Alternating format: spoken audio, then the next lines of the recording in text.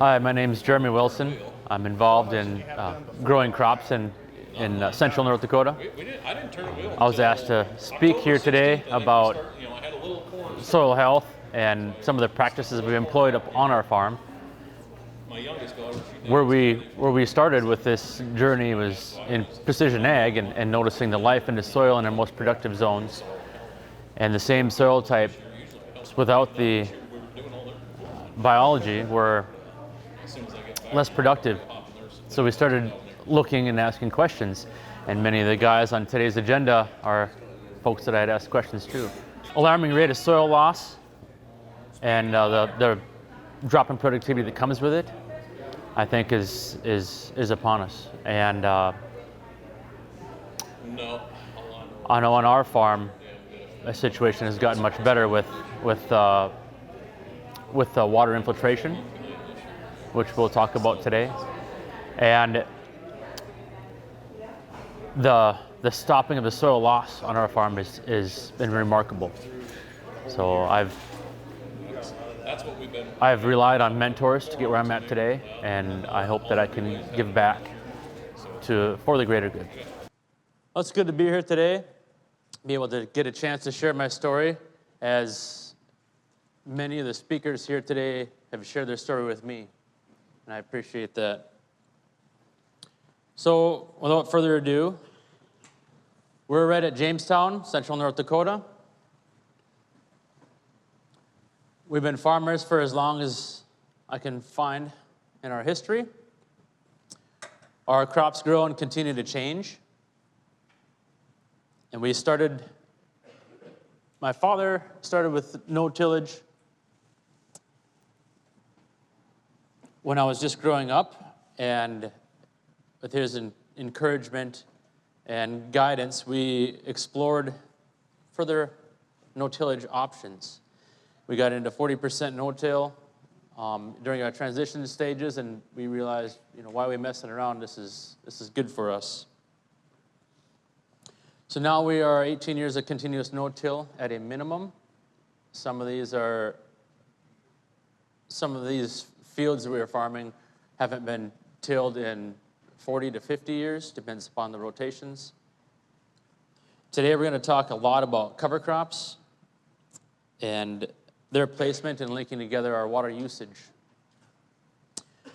We get an average of 18 plus inches of rain a year. I think our long-term average is closer to 19. This year we're at about 21. Last year we had 7. The year before we had 40. So we're yet to have an average year. But we tend to generally have a drought every year, and it's either weeks or months long, and then we usually get heavy splashes of rain. Many of you can associate with that.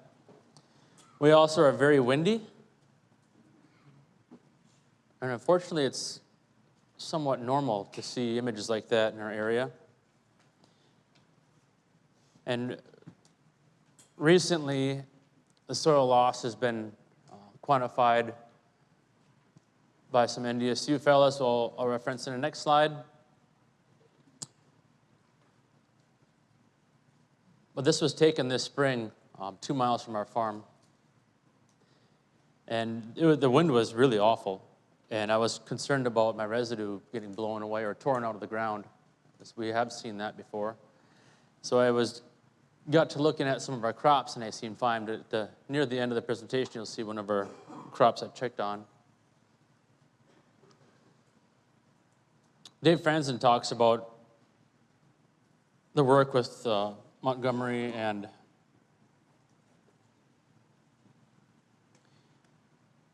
the other fellow. I forget his name now, I apologize.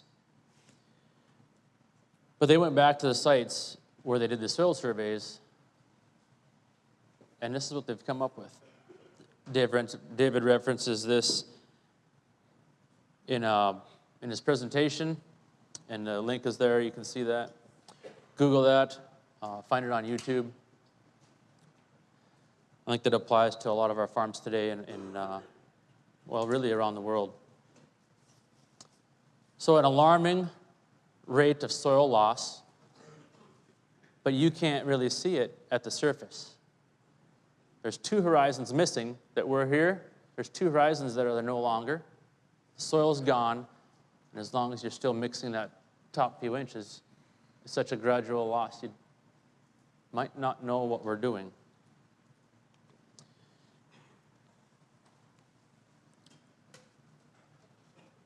So our history of cover crops, we did well in a drought, and Dr. Dwayne Beck's words are, if you have success during a drought, you're not using enough water when you're getting it. That stuck in my mind, and I immediately began playing with cover crops and smaller acreage, different, which one do I need, which one is my benefit, which one pays the bills. And we went down a list, and we all predicted what we needed, and we predicted what's going to work, and we failed, and we failed, and we failed, and we failed. We had some here and some there, but nothing real exciting. The Burleigh County work in this time frame with mixtures, I stood on those plots on their field day when even the grass in the ditch was brown and their mixtures were just tall and flourishing. Good work, you guys. And the 3-way mixes they were predicting and using this 3-way mix or that 3-way mix to lay in aftermath grazing after their crop, they were all only a few inches tall and pretty sick. So we got into mixes full force, and that really started opening our eyes on what this cover cropping is all about. So we did some learning in this region, and then we mixed them all together, and we haven't gone back. Because of our weather being so inconsistent, every year there's one of those that fails, but it doesn't leave a blank field. There's always something growing.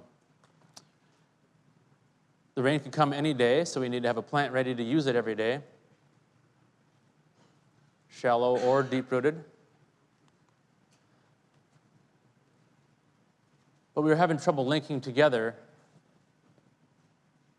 this system on our farm.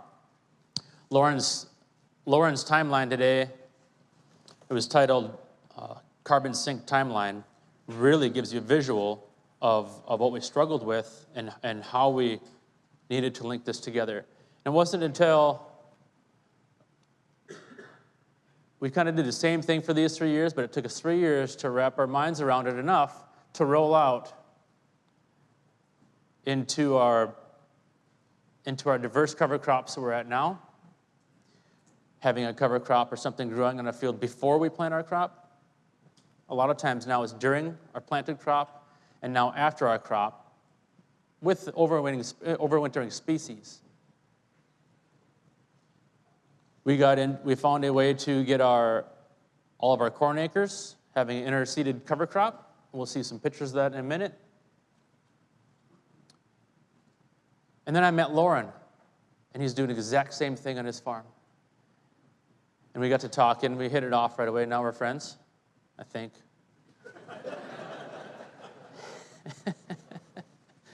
So, yep, ever since the holiday. And so I have this rye, and we were using a skip row because I didn't want to waste a rye seeding into our corn. That one opener that bounces on the corn row, we'll just hold it up and plug the row. Well, we went into our wheat stubble. We just left it because we didn't want to change rates, and we just rolled through it. We needed to get it done quickly. And I had a perfect situation for this relay cropping. I said, well, Lauren, that's really neat, but I think I can do that this spring. So a month later, after I met him, we seed soybeans into our rye. And we also added some different companions on our research on companion cropping, and that's a really neat fit. At first, we're looking at harvesting everything and separating, getting the bank filled with that system, And that's not fun cleaning in North Dakota in January. This year, we have a lot of the same things going on, just slightly tailored from what we rolled out with in 17. And the companion cropping, we took a step further. And please engage in conversation with me on this because there's a lot of more details we will not have time for today. It used to be, how do we seed without tillage? So in our transition, we learned we could seed early, we can seed late, we could seed when it's wet.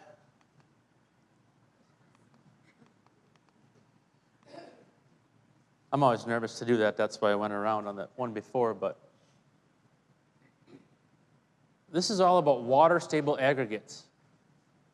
When the water touches your soil, if it wrecks it, you're in trouble. If we get water 3 to 8 inches at a time, that 1/8 inch had better not be running off because you end up with so much water. It also can take your soil and nutrients with it. But if you look at the tires here, they're clean.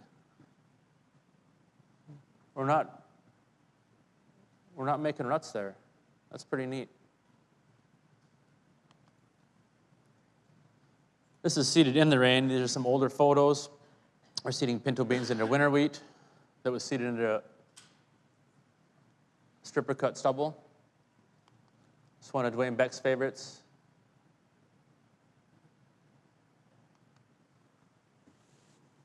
We had a glimpse into what relay cropping would look like, and we didn't really catch on right away. We're slow learners. So I pulled in to seed pinto beans into this winter wheat field, and it was some pretty nice winter wheat, and we didn't have any money into it. So we did the yield calculations, and the pinto beans looked like they're going to pay some more, but you can see the wheat was still there. If we would have waited just a little bit on termination, we could have had a crop and a second crop. Looking back, duh.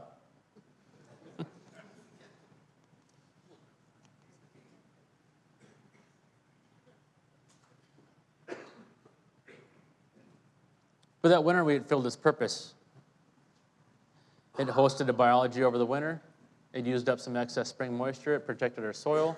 It created some water-stable aggregation. That's part of our first transition to no-tillage, is creating those stable aggregates. I'd like to talk a lot about the mycorrhizae, but I think I'll yield to the speaker after me. He's somewhat of an expert. But when we started, they said there's only 2 types, and now they've expanded on that. But a couple of years ago, when I heard that it takes 8 months for the earliest type of this mycorrhizae to go from spore to spore, it's like, well, what do I have that has an 8-month host? I need an 8-month host for this stuff. And then I learned that one of the types takes up to 2 years to go from spore to spore. So what do I have that'll host mycorrhizae for 2 years straight so it can complete its life cycle? Which one of these mycorrhizae and which one in between do I need that's for my crops, for my soil? Those questions I don't have, those answers I don't have, but it triggered us into linking these crops together into a continuous cycle of living roots. We used to think that this stale seed bed is what we wanted, and now we're doing this. We quit doing that because, well, it's pretty thick. Now we're leaving a gap where we can seed into. Our growing season is quite short, so I think the gap gives us a better start, but some of our really eroded soils, we need to, number one, protect and cause this water-stable aggregation process to start. So this is a good tool for that. That's seeding soybeans into rye. We terminated the rye, and that's soybeans at emergence. They're not blowing. That soil is not going to leave the field. Termination timing. This is what our termination timing strips look like. This is 2.5 weeks before soybean seeding. Is when it was terminated. And you can see the beans are seeded there, not just on this strip, the whole field. That rye likes to stand back up, and we're fine with that. This is what it looks like. I think it was about 2 weeks later, 2.5 weeks later. There's a lot of bare soil showing. Sunlight's hitting it. The raindrops will hit it.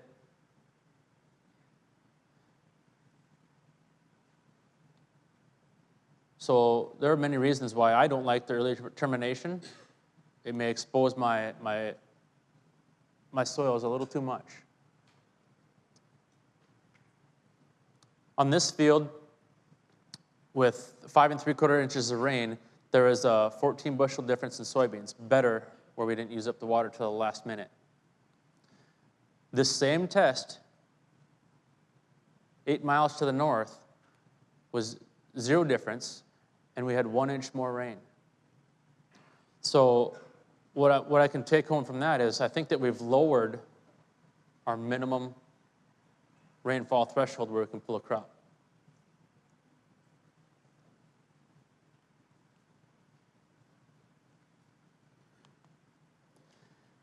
This is what the rye seeded into corn stalks look like in the spring where we put our soybeans. There's 7.5 inch spacing, so we have 4 rows. I'll start talking about row spacings and how we've changed that to allow different timings that we use. That's 4 rows out of 4 on 30 inch spacings, right? 7.5 inch spacing. There's 3 rows. That rye was seeded after corn harvest, and this is a photo in the spring when it's greening up. And here's when the soybeans are emerging. There are 15 inch row beans seeded in between there. That's why we use 3 rows in that spacing, 3 rows of rye. Because now we have a spot, our openers don't have to fight that or break it up.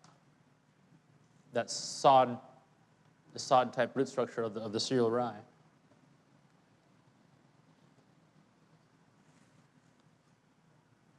So that was all exciting. We've only done that 1 year, but we're doing it differently now.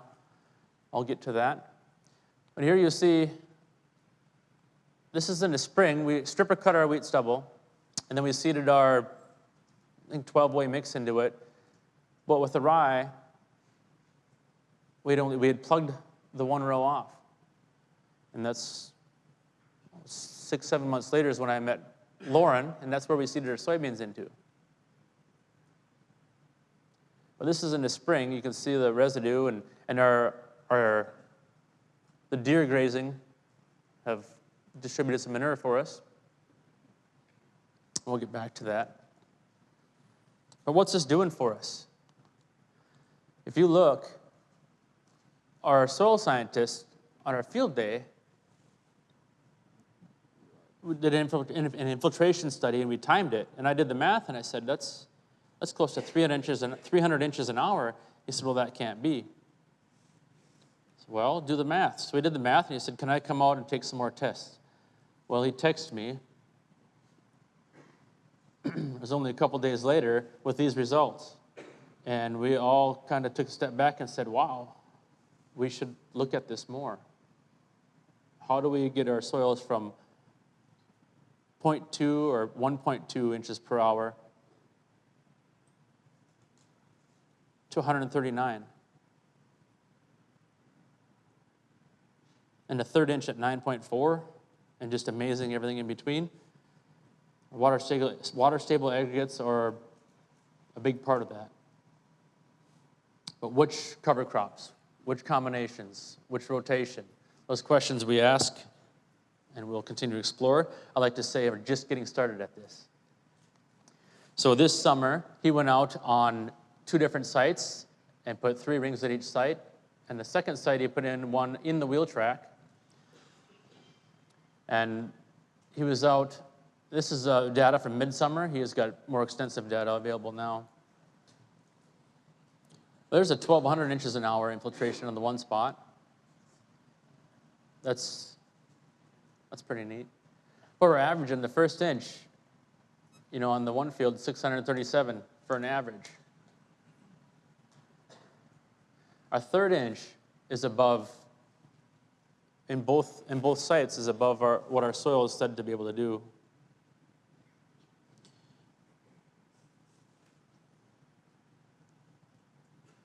I asked him, what's a native prairie like? What is that? What can happen?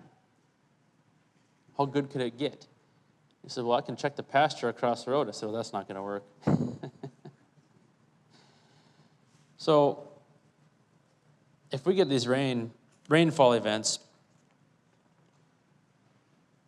3 inches in an hour, we're going to put that in the soil.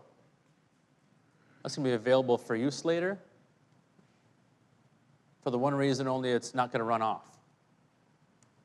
So you can take depth of soil into account.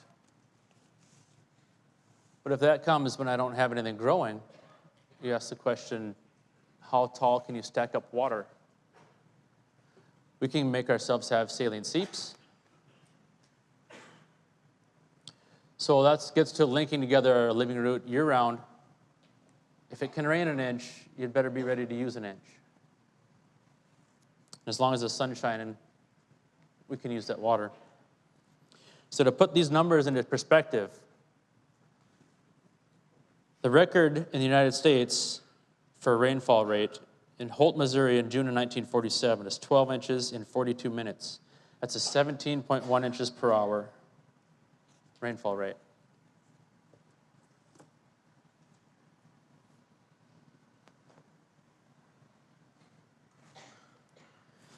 So here are the soybeans emerging out of that stripper cut stubble with the rye in there that we plan to harvest. And we did not go into planting this rye expecting a crop. So we did this with 0 fertility and 0 herbicides on our first try.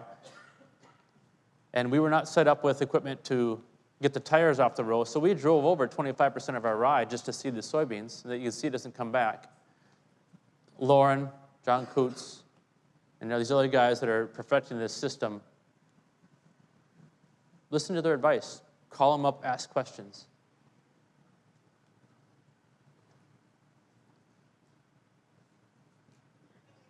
If you're going to tell yourself, well, this stuff doesn't work here, you're going to double crop in Jamestown, North Dakota? Can you see how it doesn't work at my place? Is that volunteer rye? I'm already set up for next year's corn. We'll harvest that hopefully next week. The corn, that is. This soybeans, the soybeans plus the rye, even with 2 harvests, matched our average revenue on soybeans for the year on our first try. So we'll be revisiting this. Once again, when we started out, how do we seed our no-till? We like to Exacta solutions, cut it, spread it, insert it, firm it, and then close the trench. This does 7% of our land is tilled after I go by, and I don't like that.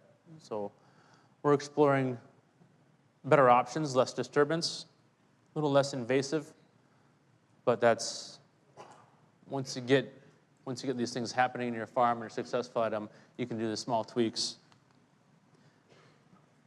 We have some slopes, and we haven't had any washouts down the hill yet from that 7% being tilled. It's only, those wheels go in, spiky wheels go in about 1.5 inches at max. But we don't like to see that. The dark strips you see are just the soil flipped over, or the residue flipped over. We don't move any soil with our row cleaners. Probably 1/3 of them are turning on the planter at any one time. If they're turning constantly, they get lifted up a hair. I think our soil, our residue, is probably about 3 inches deep. So when you brush it aside, you got a 6-inch bank. You got a little wind protection for your seedling. The amount of residue, if it's attached and tall, you can go. We like our strip cut stubble for that reason. I used to think that this was great. No weeds, good corn crop. We added cover crops in the wind. We're going to look at what do you put ahead of corn and what do you put after corn in your rotation. We always follow soybeans after our corn. And usually the corn goes in, the ground's sometimes still frozen down a foot or so. And it's a little risky being out there that early. And it's usually frozen when we take the corn off. So how do you put cover crops? You saw Lauren's rig, and he rolled out with that the same year we did.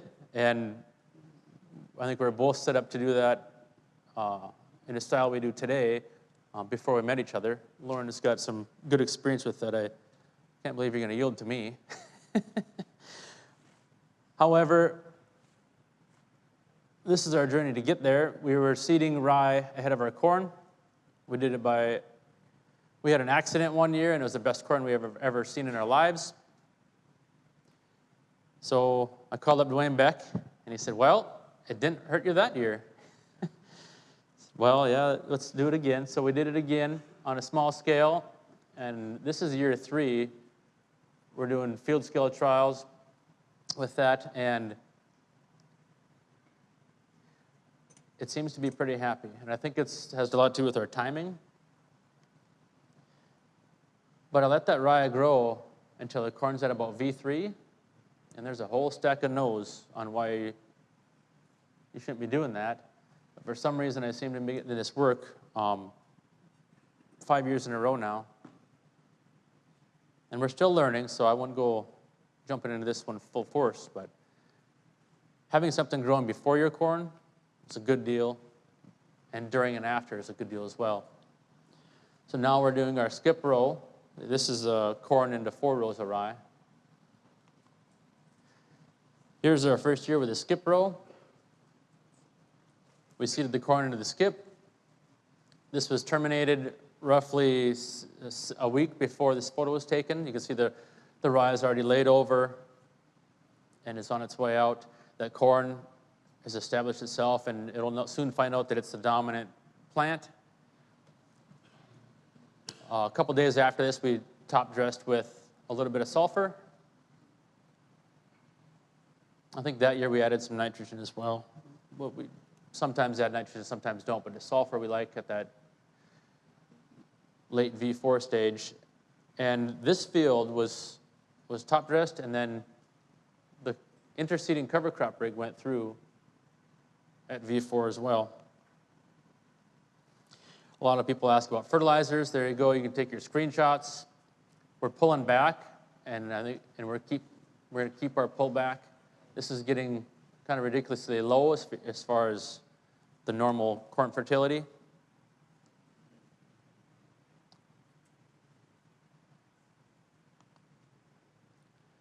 Well, this we got into seeding this cover crop. We put together a 40-foot bar with one Don Duo in between each row of corn. And the seed timing, thanks to Keith Burns at Green Cover Seed, when I went to order my seed, he said, what's the timing that you're going to plan on planting this? I said, well, V6. He said, you better go earlier.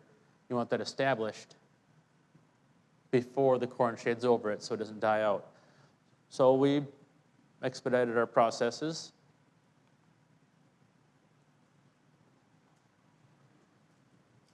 And I think now that late V3 to early V4 is right where we need to be. If exactly what Lauren said, if the corn is growing fast, like it did this year, is our first year with the high-speed corn growth, that late V3 would be better. The early V4 is kind of pushing it. We had good results with the cover crop. Here's 2017. Probably a month after emergence. Here's 2018, a month after emergence. We don't know what to seed, what species, so we put together a mix, and what doesn't show up, we cut out for 2018. We started with 29 species. We have 22 in there. We have our summer growth. We have our late fall growth. We have our grasses for summer. We have our grasses that overwinter. We have probably 2 species of each in there because we don't know what's going to be consistent. So as we learn about this and watch our fields, we'll learn how to tailor it.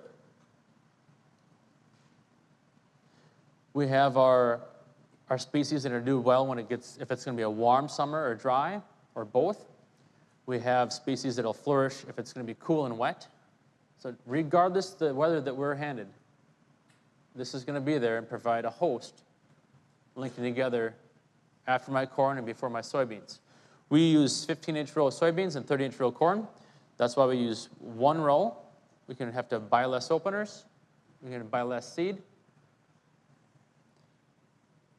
And we don't need a root on every square inch of our soil because we have the mycorrhizae that bridge the gap. If mycorrhizae can be 2,200 acres big with one fungus, it's the trees in Oregon or Washington? Oregon. So, a bigger one again in Michigan. And Michigan's pretty cool too. Yeah. So I think that 30 inches apart for a mycorrhizae host is going to be sufficient on our prairie soils. So we'll seed soybeans on each side of that. This year we're at 6 pounds of cereal rye and 2 pounds of winter triticale. That's our overwintering grass that we'll seed a soybean on each side come the next spring. So that's pretty neat. Well, here's a week later. Those warm season summer ones really take off. The sunflowers and the sun hemp, they'll just keep crawling for the sun. You can see the sun hemp in there. The cowpeas, they do well all summer. They're just happy. Come fall, they're pretty much gone. You can see the brassicas showing up more. They're doing their trick. The oats usually goes to seed. What do I have, a 1/3 pound of oat in there? It's pretty cheap. Well, that'll drop seed down, and if I have soybeans coming next year, it's pretty neat to have oats growing out of your soybeans. Plus, we can have a little feed for the soil and for any of the pheasants that happen to walk around out there. Same thing, 2008. You can see the rye remnants protecting our soil. Pretty much at this time, you have your rye triticale and your brassicas are all that's left. Everything else has gone away. Here's at harvest in 17, late November. And here was the 27th of October, so just a couple days ago. So we are really excited about that. If we do a corn-soybean rotation, which I don't recommend, but after your soybeans, you can seed that cereal rye, leave a spot for your corn, put your corn in there, put this in, come back the next year with your soybeans, you've got a living plant. How many growing seasons is that? That's the real deal. So we're going to continue our diversity. The data isn't in on 2018's corn, but we have 0 strips in every field. 2017, it did not affect our corn yield whatsoever. I was able to dissect our data into 28 blocks, and in all 28 blocks, it was give or take a couple bushel, and there was 0 pattern. So we repeat this year with 0 strip in every field, but every acre of our corn has this in it. So everywhere we go, we get to look at it in all of our conditions, in all of our fields, in all of our rotations. And we really like that. Seeding it in the spring. That's what's left of we seeded green. But our soil's protected.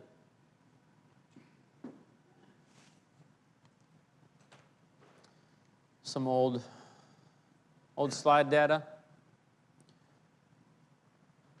we get some water and a fence, and we've got some great grazing in that corn. My kids like the biology, the wiggly ones. I like the bugs. I think that's really neat. Look at the predators.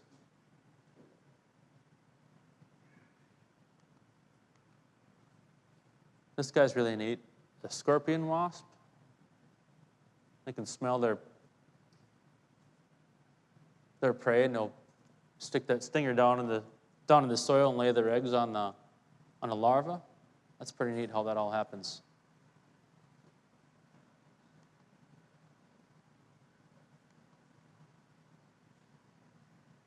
We haven't had used insecticides the last 2 years, and this is the first year I haven't used a fungicide.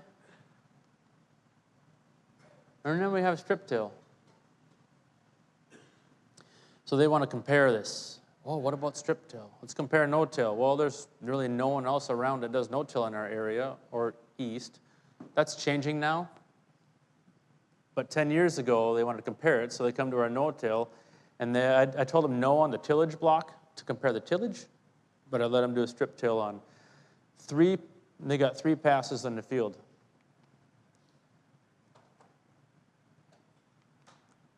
They didn't show up to pick the rocks.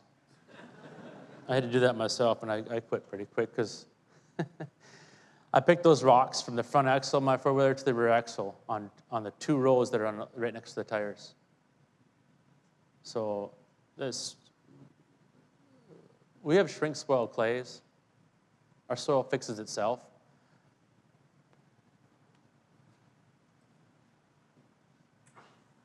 We're shallow to water in a lot of areas in our farm. If we want to use strip till to deep place fertilizer, there's no air down there. Mother Nature puts the fertilizer on top of the ground. If we keep the soil covered, that's where our roots are. That 1/100th rain you get, you can put right to work. This is strip till too. It's just a different spacing, right?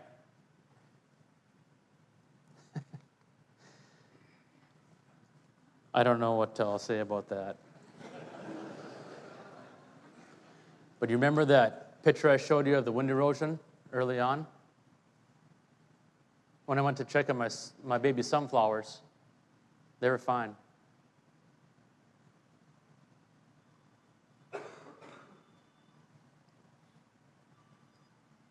Gabe Brown's vetch is awesome. Look at that stuff. It made a North Dakota winter. The whole lot of it.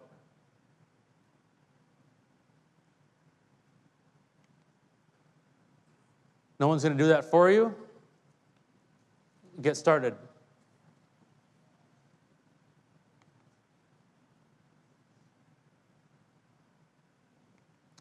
Glad to be here today. Any questions? Yes, sir. Jeremy, how late would you potentially see all rye on the farm? There's rye in my driller right now. Repeat the question, Jeremy, Oh. because I didn't get back there. I'm How- not as fast as I was 25 years ago. He is speedy. How late would I potentially seed rye on my farm? There's rye in my driller right now, and it's in the shed on the tractor. You open the doors and we can roll out. So if we rent a quarter across the road or down the street, we can roll out, get it done. Seeding timing on rye in the fall or in the summer. So when we're doing it in mid-June, we're using that 6-pound rate on 1 row. So you can take that out to 4 rows. That'd be a 24-pound rate of rye. That's going to do pretty good. You get into August, you know, that in the mid-30s, I think, is going to be good, low to mid-30s. But try this on your own farm. You'll see. On that one, pick your best rate. On that one pass, knock it down 10 or 20%, and then put it up 10 to 20%. You're going to learn real quick what's going to work on your farm with your weather. And then repeat that a couple of years. When we get into September, I think we're going to be up in the 40s. For us at Jamestown, into October, I think that 50 or 55-pound rate, that would be a solid seeding rate. If you can do every other row, just cut it in half. If you're going to go out in early November or late November, I like that 80 pounds gives me a good stand in the spring. You saw that in the corn, how thick it was in the corn. At 40 pounds, it's pretty sad if you're going to seed into frozen ground. I seeded March 30th one year, and then we got a foot of snow. So you can seed pretty late. It's not going to grow if it's not out there. So, like I said, our drill's loaded right now. More questions? We have some time for our next one? Yeah, right here. Do you have any data on what you're seeing on soil tests, soil fertility on the different plots that you're working on? Well, I stopped collecting data when it no longer correlated with anything. I used to collect quite extensive data. We enrolled in the MZB technology system, I think before it was called that. They rolled out and went public, and now the South Dakota wheat growers had purchased that, I think, and they still use that system today. It's pretty good, but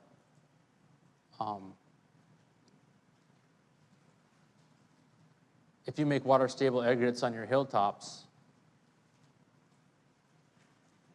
and keep them covered, you can. We're down to straight rates. The rates we used to use on this variable rate farming, our lowest rate on our poorest zones, that's now the most we put down. I don't have good data to show the numbers and the timeline. I'm going to look at 10-year snapshots. We started the MZB system in 1995, and we have georeference data since then. Every year, every field up through 2006, and then we were doing every other year through 2010, and now I'm going to do every 5 years. Those original soil sample points we rezoned in 2008 through 2010, so we'll redo them again. So, you know, another 10 to 15 years, I think we can have some pretty good data to answer your question. One thing I noticed when the soil comes alive and you start farming your biological system with biology, that the chemical tests don't seem to tell you what's going on, what's available, and what to use. So that's my personal observation. I'm the guy that runs the soil probe. And what I learned breaking up that soil between the different zones, my top 2 producing zones were consistently the same soil types and depths. The best always had more biology than the second best. And sometimes it was some compared to none, or a lot compared to none, or a lot compared to some. But there's always more in our highest producing soils. The organic matter test would usually show this, so we would always look at